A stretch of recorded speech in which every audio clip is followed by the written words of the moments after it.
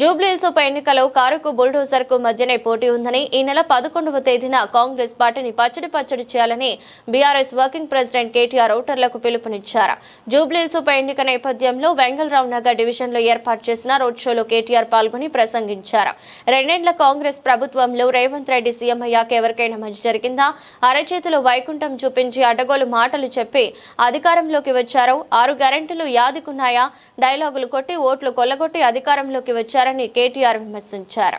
ఇలా అన్ని బస్తీలకు కూడా నేను ఒకటే విజ్ఞప్తి చేస్తా ఉన్నా. ఈ అరాచకం, ఈ హైడ్రా అరాచకం ఆగాలంటే, ఈ దుర్మార్గం ఆగాలంటే, బుల్డోజర్ మీ ఇంటికి రావద్దంటే మీరు 11 తారీఖు నాడు కాంగ్రెస్ ను పచ్చడి చేస్తేనే ఈ దుర్మార్గం ఆగుతుంది. నేను దుర్మార్గం ఉత్తగానే అంటలేను, నేను దుర్మార్గం అని నాకేదో బాధ అయి అంటలేను. ఒక్క మాట నేను చెప్తా, గరీబోళ్ళు అల్కగా దొరికిండ్రు హైడ్రాకు. అదే పెద్ద పెద్దోళ్ళు, నేను ఒక్కసారి వాళ్ళవి కూడా చూపెడతా, వాళ్ళ కాడికి మాత్రం పోతలేదు హైడ్రా. ఇగో ఈయన పేరు పొంగులేటి శ్రీనివాసరెడ్డి. అగో చెరువు మొత్తం ఆక్రమించి ప్యాలెస్ కట్టిండు పొంగులేటి. చూడురు ఒక్కసారి మీరు ఆ మీద చూడురి. ఈయన పేరు తిరుపతి రెడ్డి, ఈయన పేరు శ్రీనివాసరెడ్డి మంత్రి.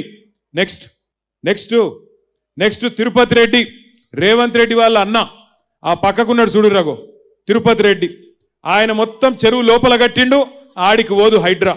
ఇక వివేక్ అని ఇంకో మంత్రి, ఆయన చెరువులనే కట్టిండు, ఆయన కాడికి పోదు హైడ్రా. ఆ పక్కన పట్నం మహేందర్ రెడ్డి, ఆయన చీఫ్ విప్.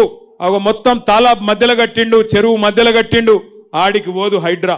ఆ పక్కన ఆరికపూడి గాంధీ గారు, శేర్లింగంపల్లి ఎమ్మెల్యే గారు 11 ఎకరాలు కబ్జా పెడితే దగ్గర ఉండి హైడ్రా వాళ్ళు దానికి రేకులేసి మంచిగా సౌలత్ చేసి ఆయనకు మాత్రం చూసుకొని వచ్చారు. నేను అడుగుతున్నా ఇవాళ రేవంత్ రెడ్డిని, అయ్యా నీకేమైనా సిగ్గుంటే హైడ్రా ఏం తప్పు చేసింది అంటున్నావు? ఇగో వీళ్ళ గులగొట్టు మొదలు.